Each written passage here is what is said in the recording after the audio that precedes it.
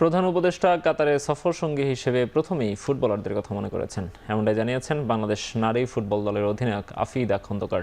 শনিবার বাফেতে আফিদার সঙ্গে ফরওয়ার্ড শাহেদা আক্তার রিপাও গণমাধ্যমের মুখোমুখি হয়েছেন। কাতার সফরের সুযোগ পেয়ে জানিয়েছেন তার অনুভূতির কথা।